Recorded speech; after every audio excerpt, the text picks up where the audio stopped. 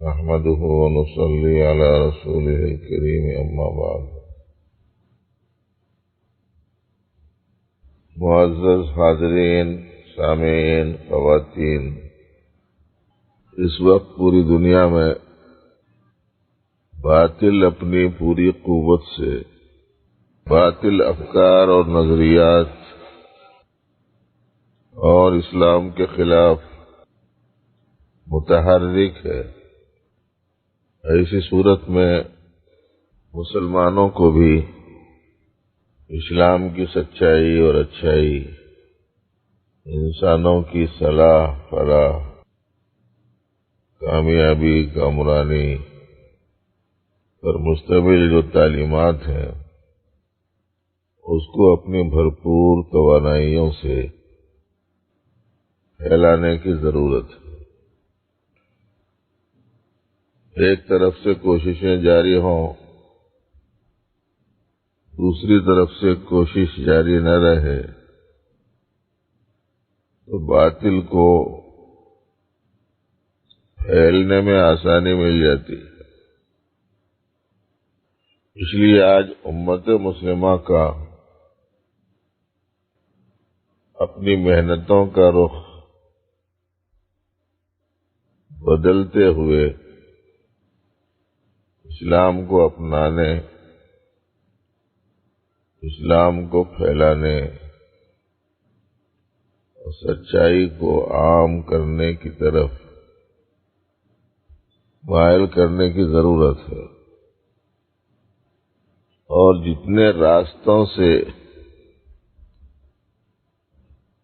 باطل پھیلایا جا رہا ہے ان تمام راستوں سے سچائی کو، اچھائی کو پھیلانے کے لیے پورے مسلمانوں کو متحرک ہونا چاہیے۔ کوئی تعلیم کے ذریعے سے باطل پھیلا رہا ہے، کوئی مال کے ذریعے سے باطل پھیلا رہا ہے، کوئی کھیل کے ذریعے سے باطل پھیلا رہا ہے،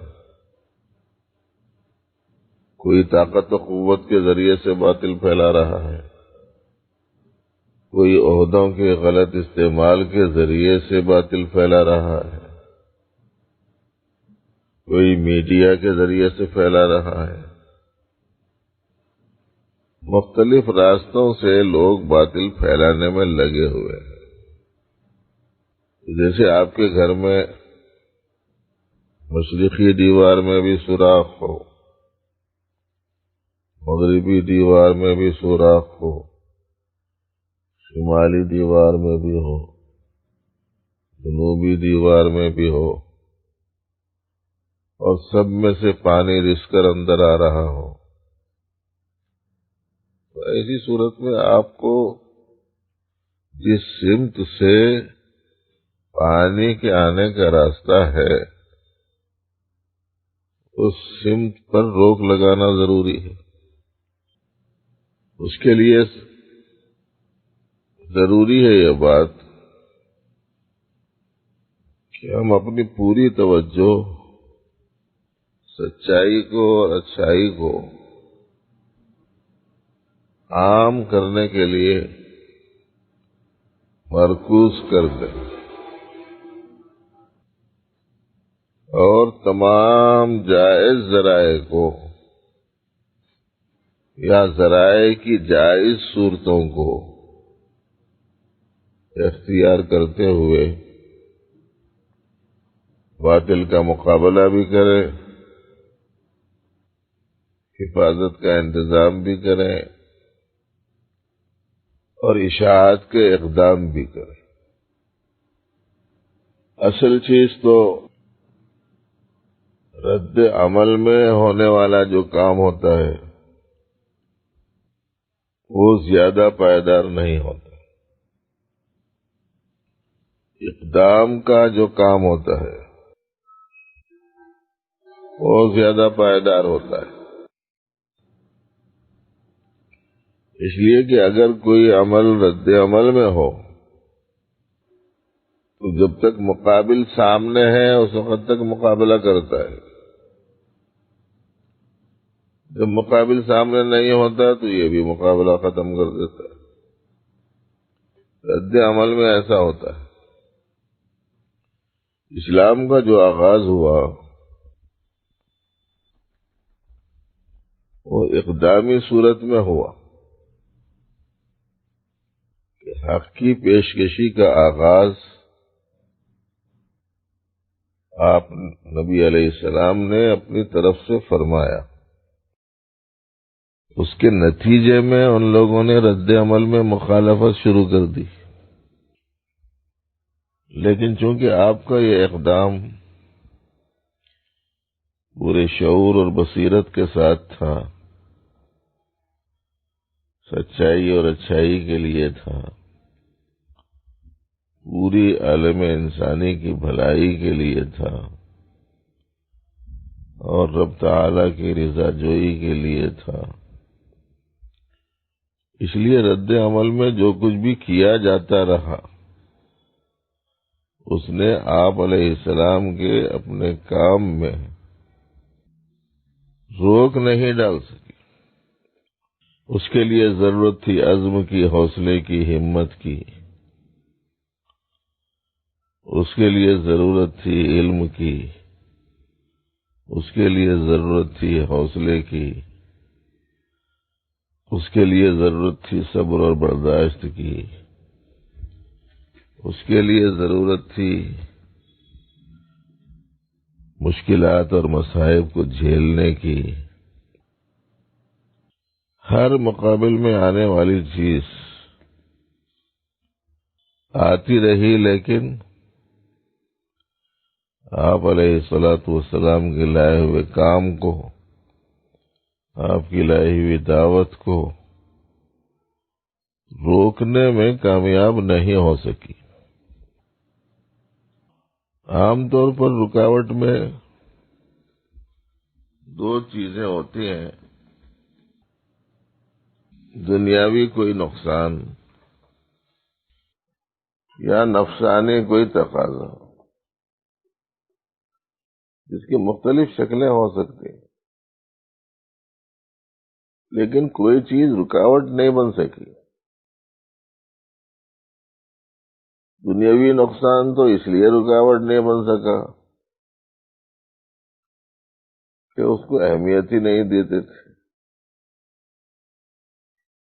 اس کی قیمت کیا ہے وہ بھی بتلاتے تھے۔ چنانچہ نبی رحمت صلی اللہ علیہ وسلم نے مال کی پیشکشی کو ٹھکرا دیا، سرداری کی پیشکشی کو ٹھکرا دیا، حسن کی پیشکشی کو ٹھکرا دیا، اس لیے کہ اس کی کوئی اہمیت و وقت ہی نہیں ہے اس دنیا میں حقیقت کے اعتبار سے۔ یہ ساری چیزیں وقتی ہوتی ہیں۔ چنانچہ وہ جملہ کس قدر مشہور ہے کہ جو پیشکشی تمہاری طرف سے ہو رہی ہے وہ ہے جو تم کر سکتے ہو، لیکن اگر تم نے پیشکش کی کسی ایسی چیز کی جو عام طور پر نہیں کی جا سکتی، یعنی چاند و سورج کے لا کر ہاتھ میں رکھ دینا، ایسی بھی پیشکش کرو گے تب بھی میں اپنے کام سے نہیں رکوں گا۔ تو آغاز اشاعت اسلام تو اس جذبے کے ساتھ میں ہوا، نہ دولت رکاوٹ بنی، نہ عزت رکاوٹ بنی، نہ عورت رکاوٹ بنی۔ آج رکاوٹ یہی تین چیزوں کی ہے۔ عوام الناس میں، عامت المسلمین میں یہی تین چیزیں سر پر چڑھ کر بیٹھ گئی۔ دولت زیادہ سے زیادہ ہو، خوب سے خوب تر ہو، کسی مرحلے میں پیٹ نہ بھرے، کسی مرحلے میں آنکھ ٹھنڈی نہ ہو اور کسی بھی مقدار میں جذبات کی تسکین نہ ہو، یہ بیماری آ گئی اس وقت۔ دولت کے دل دادا ہو گئے۔ اب جب اسلام پر چلیں گے، اسلام کی خدمت کریں گے، اسلام کی اشاعت میں لگیں گے، تو پھر ایسی صورت میں یہاں دولت کو خرچ کرنا ہے، حاصل شدہ جمع کر کے رکھنا نہیں، کمانے کے لیے جائز طریقہ اختیار کرنا ہے۔ تو ایسی صورت میں اگر دولت کی جمع کرنے کی جو خواہش ہے وہ برقرار رہے گی تو یہ کام کرنے کی صورت میں وہ متاثر ہو جائیں گی۔ حدیث میں آتا ہے، نبی رحمت صلی اللہ علیہ وسلم نے فرمایا، من احب دنیاہ اضر بآخرتی ومن احب آخرتہ اضر دنیاہ، اور کما قال کہ جو شخص دنیا سے محبت کرے گا اپنی آخرت کا نقصان کرے گا، اور جو آخرت کو سے محبت کرے گا وہ اپنے دنیا کا نقصان کرے گا۔ ایسی صورت میں حدیث میں یہ آتا ہے کہ جو تمہارا بڑا فائدہ اور باقی رہنے والا فائدہ ہے اس کو ترجیح دو، چھوٹے اور نہیں باقی رہنے والے فائدے کے مقابلے میں۔ غالباً الفاظ کچھ اس طرح کے ہیں، فَلْيُؤْثِرْ عَلَى مَا أَبْقَى عَلَى مَا أَفْنَى، پانی چیز کے مقابلے میں باقی چیز کو ترجیح دو۔ آج امت مسلمہ پر اسی چیز کا غلبہ ہو گیا۔ 99%، بہت احتیاط سے بولے تو 97% لوگوں کا غلبہ اسی چیز کا ہے۔ اب دین پر چلے گا تو دنیا کا نقصان ہو جائے گا، تو اس لیے وہ دین چھوڑ دے رہا، دین کی فکر چھوڑ دے رہا، اس لیے کہ ایسی صورت میں اسے اپنے دنیا کا نقصان سمجھ میں آ رہا۔ اور نبی علیہ السلام نے شروع ہی میں یہ بات بتا دی کہ یہ ترجیح دیے جانے کے لائق چیز نہیں ہے۔ قرآن کریم میں ایک جملہ آیا ہے چھوٹا سا کہ خرچ کر دو اپنا مال، بولے کتنا خرچ کر دیں؟ یسألونک ماذا ينفقون، پوچھتے ہیں کہ کیا خرچ کریں، کتنا خرچ کریں؟ قل العفو، کہ جو تمہاری ضرورت سے زیادہ ہے وہ خرچ کر دو بس۔ وہ آج کل کیا ہے، ضرورت سے زیادہ، زیادہ سے زیادہ یہ حاصل ہو جائے تو ویسی صورت میں دین کا کام کہاں سے کریں گے؟ اسلام کے سلسلے میں اقدامات کیسے کریں گے؟ باطل کے مقابلے کے لیے سینہ سپر کیسے ہوں گے؟ باطل آنے والے ہر راستے پر روک آپ کیسے لگائیں گے؟ اس واسطے کہ یہ کام کریں گے تو دنیا کا نقصان ہو جائے گا، اور جہاں تک سرداری کا تعلق ہے وہ صورت میں عزت ہے، اور نفس عزت کو، لوگوں میں مقام کو، مرتبے کو بہت چاہتا ہے۔ نبی رحمت صلی اللہ علیہ وسلم نے اسے بھی ٹھکرا دیا، اس واسطے کہ ان کے پاس میں علم حقیقت یہ تھا کہ عزت تو خالق کائنات کو ناراض کرنے سے اپنے آپ کو بچانے میں ہے، جس کو تقویٰ کہتے ہیں۔ ان چیزوں میں تھوڑا ہی عزت ہے،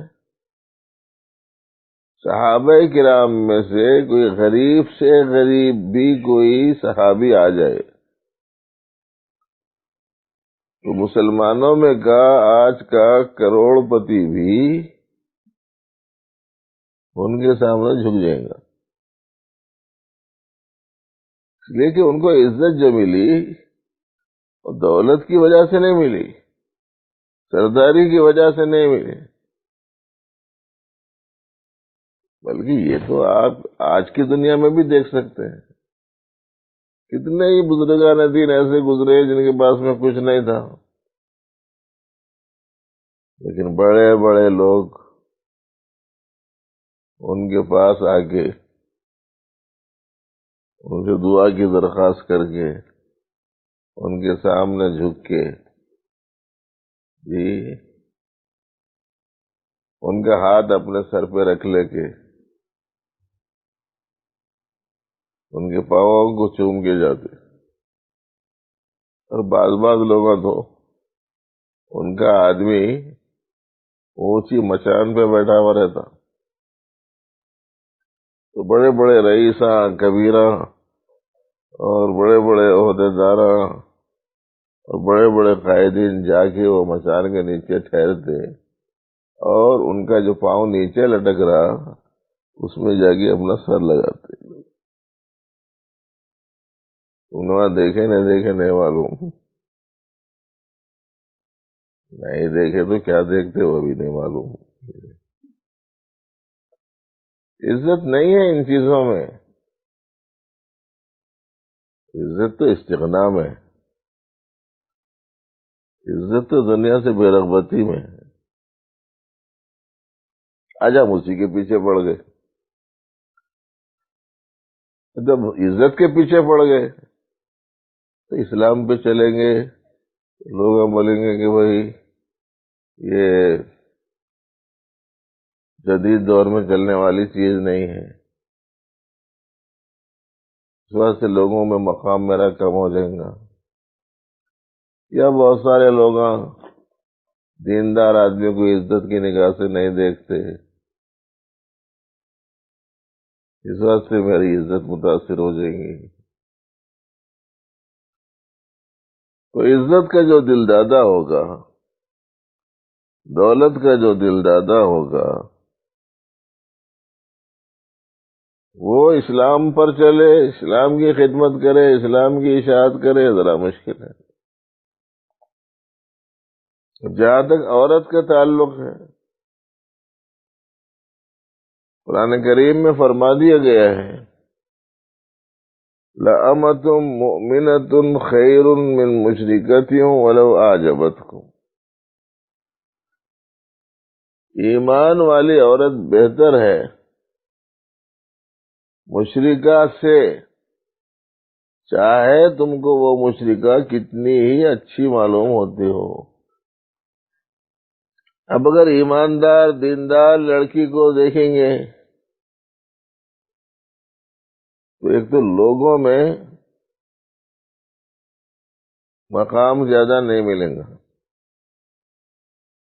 رئیس گھرانے کی، امیر گھرانے کی، کروڑ پتی گھرانے کی،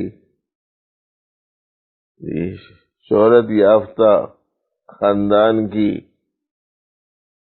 کوئی لڑکی ملے گی تو مجھے عزت ملے گی یہ سمجھتا، اس واسطے دینداری کو چھوڑ دے رہا، اخلاق کو چھوڑ دے رہا،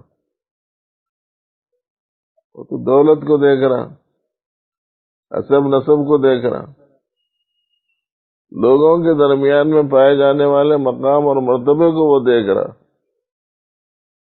اور نبی رحمت صلی اللہ علیہ وسلم نے پہلے ہی مرحلے میں یہ بتا دیا کہ نہ تمہاری دولت قابل قبول ہے، نہ تمہاری سرداری قابل قبول ہے، نہ عورت قابل قبول ہے، اسلام کے مقابلے میں، دعوت اسلام کے مقابلے میں کچھ نہیں۔ امت مسلمہ جب تک اس چیز کی اہمیت کو نہ سمجھے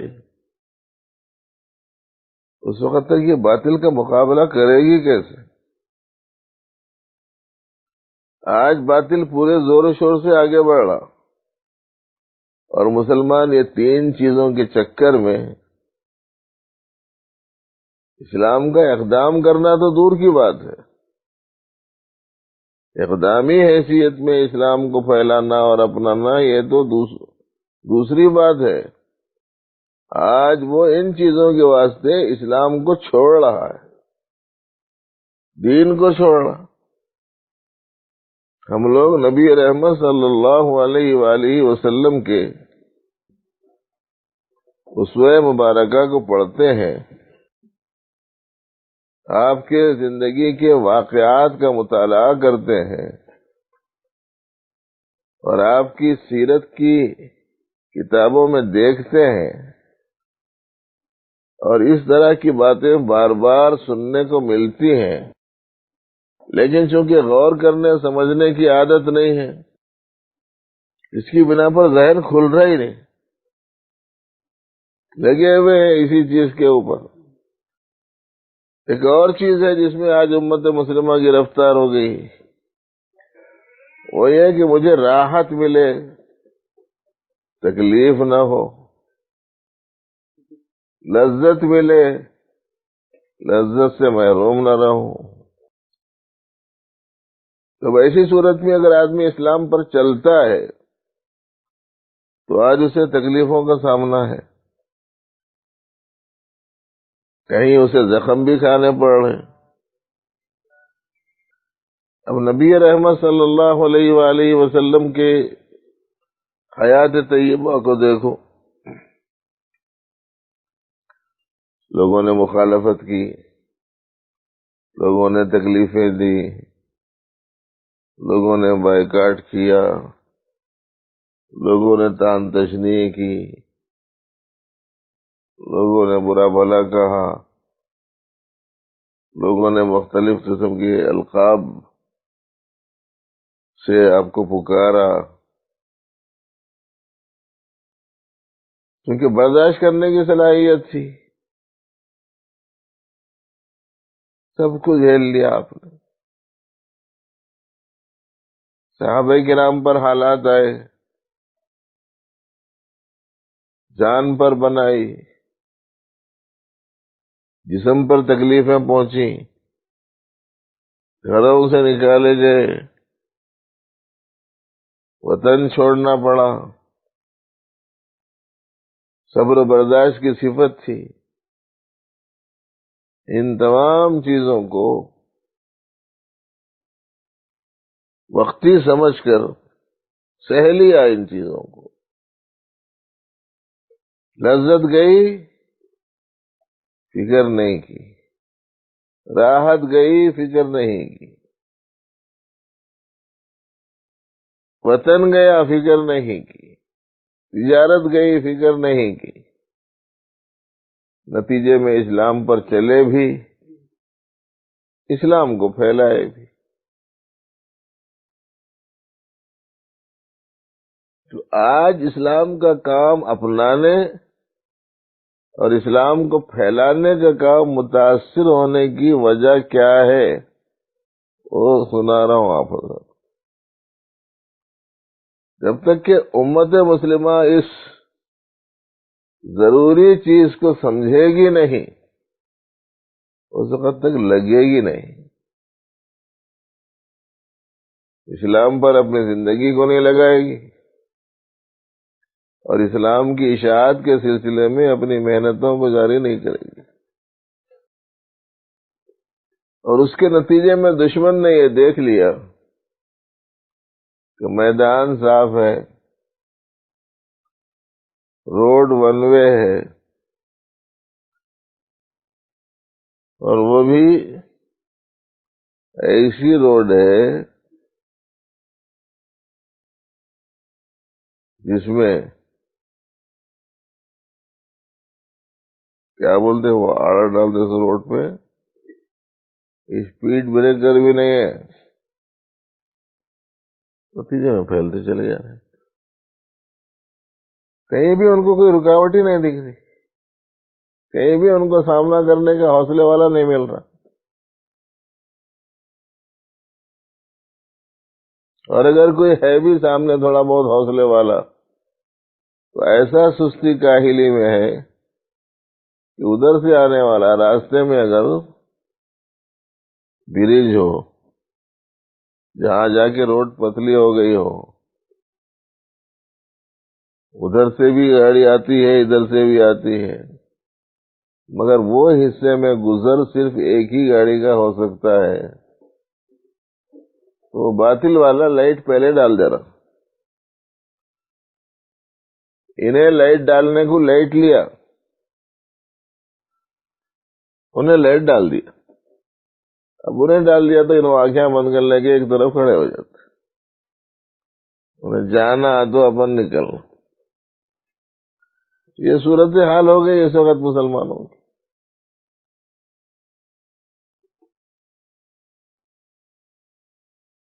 اس لیے ہمارے سننے والے اگرچہ بہت تھوڑے ہیں،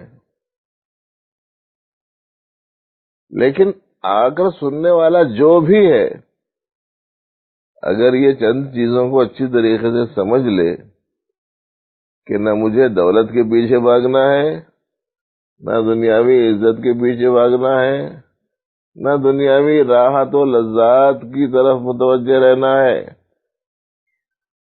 مجھے تو حق تعالی جل شانہ کی خوشنودی کے لیے، اپنی آخرت کے لیے پورے اعتقاد و یقین کے ساتھ،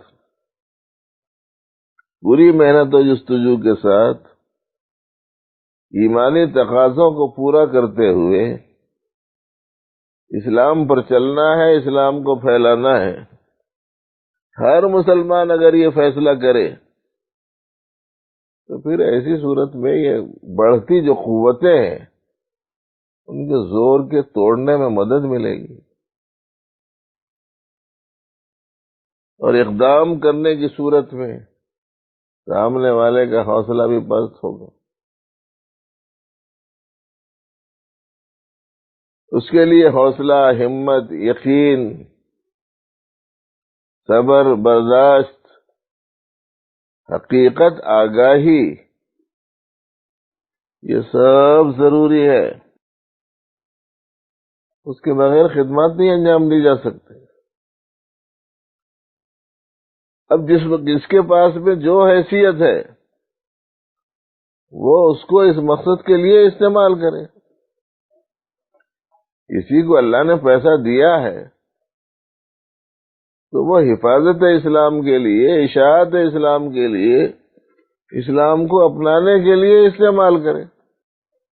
کسی کو اللہ نے حیثیت دی ہے، مقام دیا ہے، مرتبہ دیا ہے، عہدہ دیا ہے، تو وہ اس کو حفاظت اسلام کے لیے، اشاعت استعمال کے لیے، اشاعت اسلام کے لیے استعمال کرے.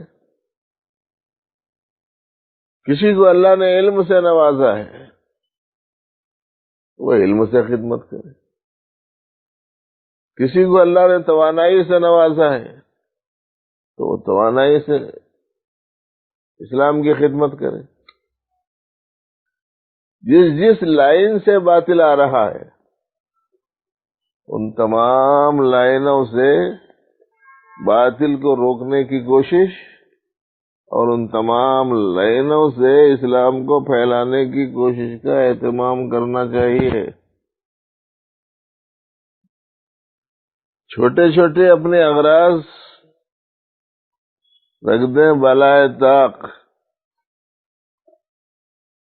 یہ مضمون تو ہم بار بار سناتے رہتے ہیں کہ جن چیزوں کے پیچھے آج انسانیت پڑی ہوئی ہے،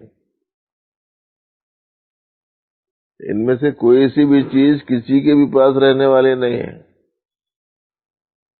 نہ دولت رہنے والی ہے، نہ عزت رہنے والی ہے، نہ شہرت رہنے والی ہے، نہ عہدہ رہنے والا ہے، نہ حکومت رہنے والی ہے. کسی کے پاس بھی کچھ بھی رہنے والا نہیں ہے. بڑے بڑے حکمراں گزرے دنیا میں، اب نہ ان کی حکومت ہے، نہ ان کی حیثیت ہے، نہ ان کا کوئی مقام اور مرتبہ ہے، کچھ بھی نہیں. بڑے حکمران گزرے، ایسے بڑے بڑے بادشاہ گزرے کہ ان کے پاس میں سونے کے بسکٹاں نہیں، سونے کے اینٹاں رہتے تھے۔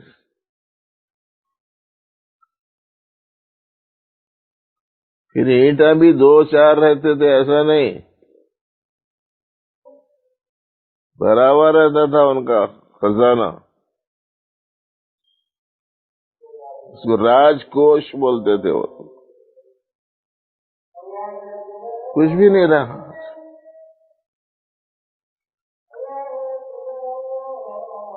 ہیرے جواہرات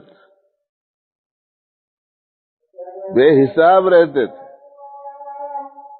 کسی کے پاس کچھ بھی نہیں رہا۔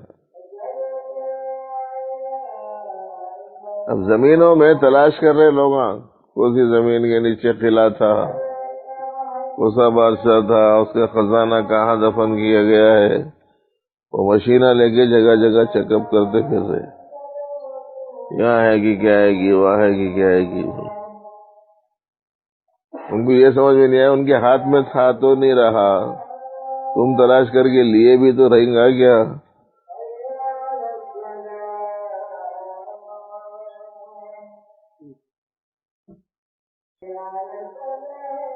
نہ دولت رہی، نہ حکومت رہی، نہ جسمانی قوت رہی، نہ دنیاوی حیثیت رہی۔ لیکن عجیب بات یہ ہے کہ اس وقت میں مسلمانوں کی اکثریت بھی یہی چیزوں کے پیچھے پڑی ہوئی، اس کے نتیجے میں نہ دین اسلام اپناتی، نہ دین اسلام پھیلانے کے سلسلے میں اللہ کی دی ہوئی نعمتوں کو استعمال کرتی۔ جب دشمن نے یہ دیکھ لیا کہ یہ لوگ سو رہے ہیں، اس نے کہا کہ چلو موقع اچھا ہے، اب کب تک سوئیں گے؟ ہمارے حضرت صوفی صاحب رحمۃ اللہ علیہ نے فرمایا تھا ایک جگہ، اٹھ کے قیامت ہوئی مسلم ملک جہاں، پوری دنیا کو ایک جہان مان کر، ایک ملک مان کر حضرت نے یہ فرمایا کہ ہر مسلمان کو اس سلسلے میں کھڑا ہونا چاہیے۔ اٹھو دنیا کو پھر ایک بار پر انوار کر ڈالو، اٹھو انسانیت کے فاش پھر اسرار کر ڈالو، پوری ایک نظم ہے حضرت کی۔ ازم جتنے ہیں سب ہیں جہل ہی کے ناتواں بچے، جاندار نہیں ہے کوئی بھی، حقیقی معنی میں جان نہیں پائی جا رہی، گودے ہیں بالکل۔ آج کل جگہ جگہ پلاسٹک کے، فائبر کے، اس کے پہلوانا بڑے بنا کے کھڑا کر رہے ہیں۔ دکانوں کی ایڈورٹائز کے واسطے تو اتنا لمبا آدمی، اتنا موٹا سر اور ایسے موٹے ہاتھ، اور اس کی ٹیکنیک ایسی کہ جب دیکھو اس میں ہوا بڑھتے رہتی تو یوں ہی دکھتا ہوں، دیکھنے کو ایسا ہے مگر کیا ہے، نہ تواں، اس میں جانوان کچھ نہیں۔ اسی کو کہتے ہیں حضرت ازم جتنے سب ہیں جہل ہی کے ناتواں بچے، اور اس کے مقابلے میں ہم لوگ ان سے کہیں زیادہ ناتوان ہو کے بیٹھ گئے۔ قرآن یہاں ہے، حدیث یہاں ہے، اللہ ہے، اللہ کے رسول ہے، ابدی کامیابی کی تعلیمات ہیں، چیزوں کی حقائق معلوم ہے۔ حضرت سیدنا عبد القادر جیلانی رحمۃ اللہ علیہ تو یہ دعا سکھاتے تھے اور کرتے تھے کہ اے اللہ، چیزوں کی جو حقیقت ہے وہ مجھے دکھا، اللہم ارنا حقائق الاشیاء کما ہی، ایسی چیز ہے ویسی ہی کھول دے میرے اوپر، ہے کچھ سمجھنا کچھ، اس کا مطلب یہ ہوا کہ حقیقت اس کے اوپر منکشف نہیں ہوئی، اور منکشف ہوگی کیسے؟ وہ اپنی عقل کو عقل دینے والے کے علم کے مقابلے میں زیادہ سمجھ رہا. اور جہاں تک محبت کا تعلق تھا، جس کی وجہ سے انسان شیطان سے ممتاز ہوتا ہے، وہ کہنے والے کہتے ہیں صاحب شیطان کے پاس علم بھی تھا، عبادت بھی تھی، عقل بھی تھی. جی کیا نہیں تھا؟ عشق نہیں تھا. وہ عالم بھی تھا، وہ عابد بھی تھا، وہ عاقل بھی تھا. جی لیکن عاشق نہیں تھا. اس کے نتیجے میں دھت کر دیا گیا. آج اللہ کی محبت، اللہ کے حبیب کی محبت نہیں رہی، دوسری چیزوں کی محبت میں گرفتار ہو گئے. بالکل ایسے ہی جیسے گھر کے صحن میں بڑے تھالے میں پانی ہو، اس میں چاند دکھ رہا، تارے دکھ رہے ہیں، غلط فہمی مبتلا ہو گیا کہ میرے گھر میں تو چاند تارے آ گئے.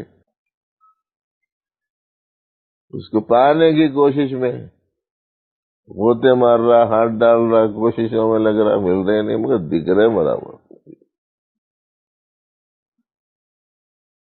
ملتی نہیں کوئی چیز یہاں، کسی کو ملی نہیں، کسی کو ملیں گے نہیں. اس واسطے کہ اللہ پاک نے فرما دیا ان میں سے کوئی چیز رہنے والی ہی نہیں ہے. پھر ان چیزوں کے پیچھے پڑ گئے. ضرورت کے حد تک یہ چیزوں کو استعمال کر لینا، ٹیشو پیپر استعمال کرے جیسا، دستیوں کو استعمال کرے جیسا، پھر اس کو چھوڑنا ہی چاہیے، پھینکنا چاہیے اسے. ایسے ہی دنیا کی چیزوں کو ضرورت پہ استعمال کر لو بس. باقی جذبات کا تعلق، قلبی رجحانات کا تعلق، دل کا رخ، اہمیت، عظمت اور ایسی وابستگی کہ آدمی حقیقت کو چھوڑ دے. ابھی کل ہی میں نے اخبار میں پڑھا یا خبریے میں،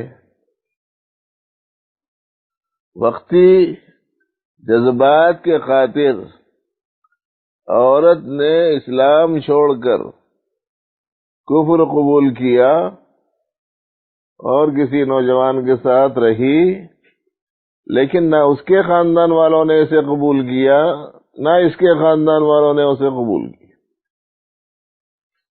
اس کے نتیجے میں میری زندگی برباد ہو گئی. اس میں دنیاوی نسبتوں کے ساتھ حاصل ہونے والی کوئی سی بھی چیز کو بقا نہیں ہے.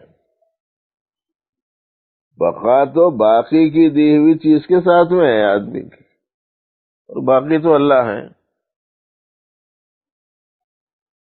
خیر بات جو شروع کی گئی تھی وہ اس پر شروع کی گئی تھی کہ بھئی اس وقت میں باطل پوری قوتوں کے ساتھ مختلف جہتوں سے اثر انداز ہو رہا ہے، اور مسلمان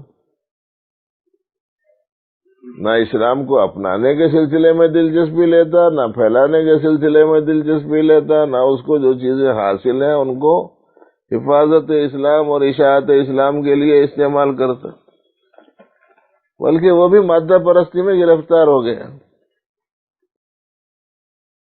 دور جاہلیت میں مادہ پرستی ہی تھی نا، مادیت پرست بن گئے. اس واسطے اس کو نکالنا ہے اپنے اندرون سے. اور ہر مسلمان کو اپنی اپنی صلاحیتوں کے حساب سے اسلام پر عامل بھی ہونا ہے، اسلام کی حفاظت بھی کرنا ہے، اسلام کی اشاعت بھی کرنا ہے. اس وقت میں اس سے اہم ترین کام کوئی دوسرا نہیں ہے، یاد رکھو. حالات کے رخ کو سمجھیں، دنیا کے بدلتے حالات پر غور کریں، حقیقت آشنا ہو. جو چیز جیسی ہے اس کو ویسی سمجھو. کسی چیز کو جیسی ہے ویسی ہی ماننا صحیح علم ہے.